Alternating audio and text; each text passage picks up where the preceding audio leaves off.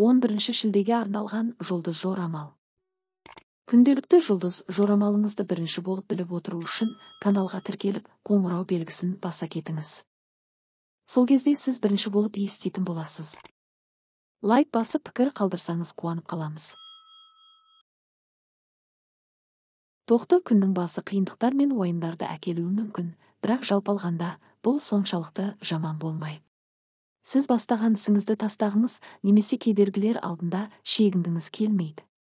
Бір уақытта бірнеше мәселені шешуге тырысудың қажеті жоқ.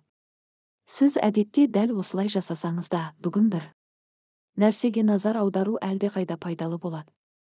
Қызығушылықтар мен өмірге деген көзқарастары сіздікі ұқсас адамдармен оңай ортақ тіл табасыз.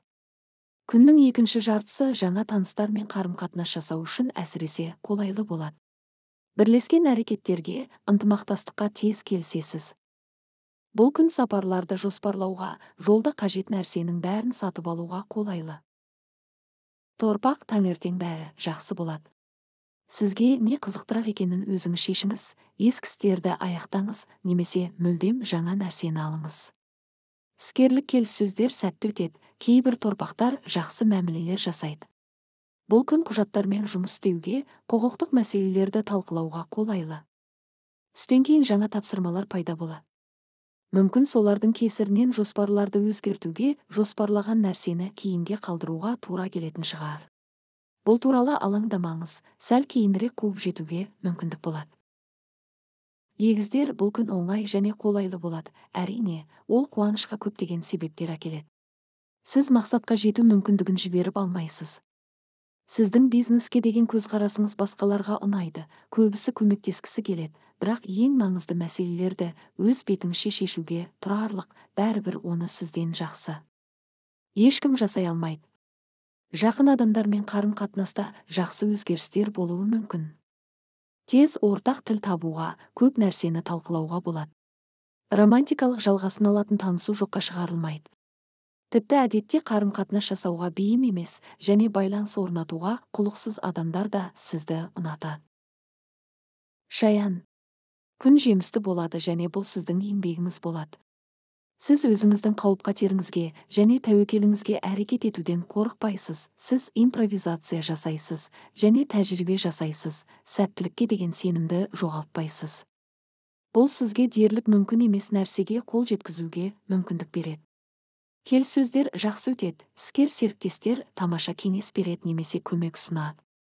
Бұрын тек жұмыстас ретінде араласқан адамдармен қарым-қатынастар формальды емес сипатқа ие болуы мүмкін.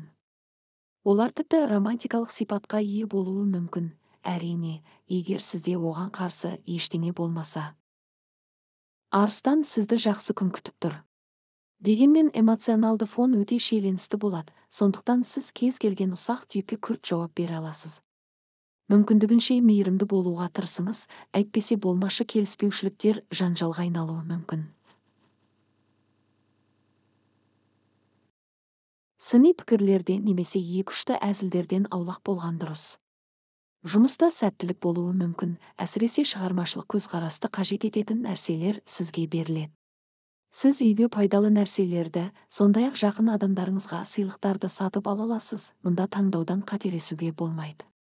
Түстен кейін отбасылық мәселелерге қатысты жақсы жаңалықтар болады. Бикеш, күннің басталуы әсіресе сәтті болады. Бұл уақытта сіз кез келген іспен айналыса аласыз, сіз жақсы табысқа жетесіз. Егер сіз ерекше нәрсе туралы ойласаңыз, жағдай ең қолайлы жолмен шығады, және сіз бірден әрекет ете аласыз. Іскерлік келіссөздер нәтижелі болады. Күннің екінші жартысы көптеген тосын сыйлар әкеледі. Ең романтикалық жалғасын алатын таныстар жоққа шығарылмайды.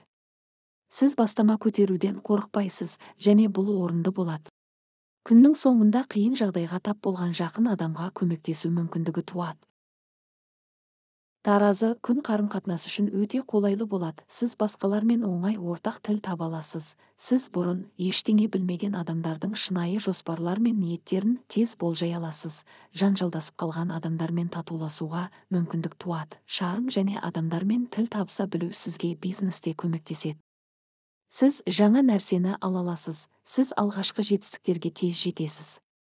Бірақ әдеттегі нәрселер қызықсыз болып көрінуі мүмкін. Сіз жиі алаңдайсыз, және осыған байланысты қателесу қаупі бар. Дегенмен олар уақытында байқап түзете алады. Саршаян, бұл күн жағымды оқиғалар мен жақсы жаңалықтармен қуантады. Сіз бос отырғыңыз келмейді. Барлық жаңа нәрсені құлшыныспен қабылдайсыз. Кем дегенде теориялық тұрғыдан пайдалы болуы мүмкін барлық нәрсені тез үйренуге тырысасыз. Сіз қиын жағдайға тап болған достарыңызға көмектесуден бас тартпайсыз.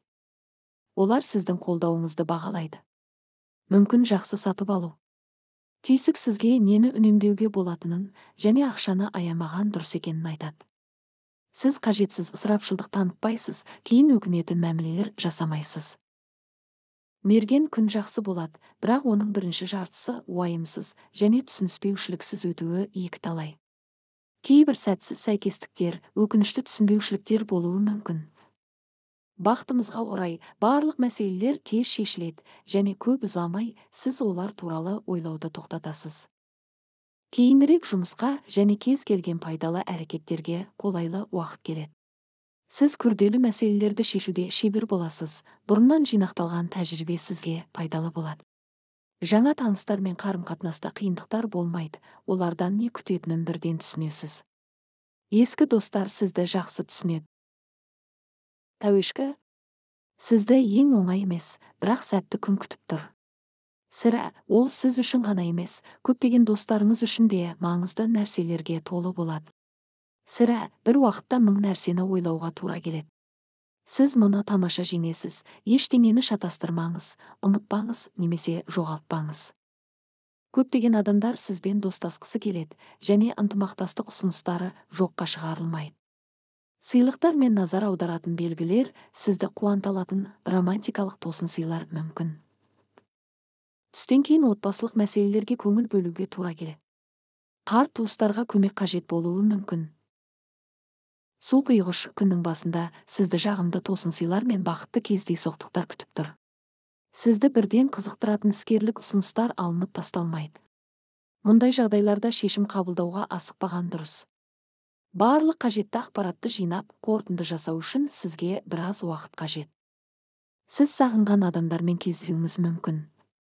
Күннің екінші жартысы да жағымды болады, бірақ әлдеқайда тыныш болады. Ол жоспар құруға, болашақ туралы ойлауға қолайлы. Сіз бос үміт күтпейсіз, өз күштеріңізді де, жалпы жағдайды да дұрыс бағалайсыз. Балықтар, жағдай қалай болғанымен, сіз байсалдылық пен парасаттылықты сақтайсыз. Бұл басқалар сәтсіздікке ұшыраған жерде табысқа жетуге көмектеседі. Сізге әдеттен тыс нәрсе ұсынылуы мүмкін, интуиция сізге қандай жауап беру керектігін айтады. Басқалардың көптеген және кейде қарама-қайшы кеңестерін емес. Интуицияны тыңдау керек. Күн сауда жасауға және қаржылық мәселелерді шешуге қолайлы. Ықтимал пайда немесе пайдалы инвестициялар туралы сөз болғанда, сіз өзіңіздің тәжірибеңізге сене аласыз. Бірақ жеке қарым-қатынаста бұл пайдалы болмайды. Бірақ мұнда да қателесуге болмайды.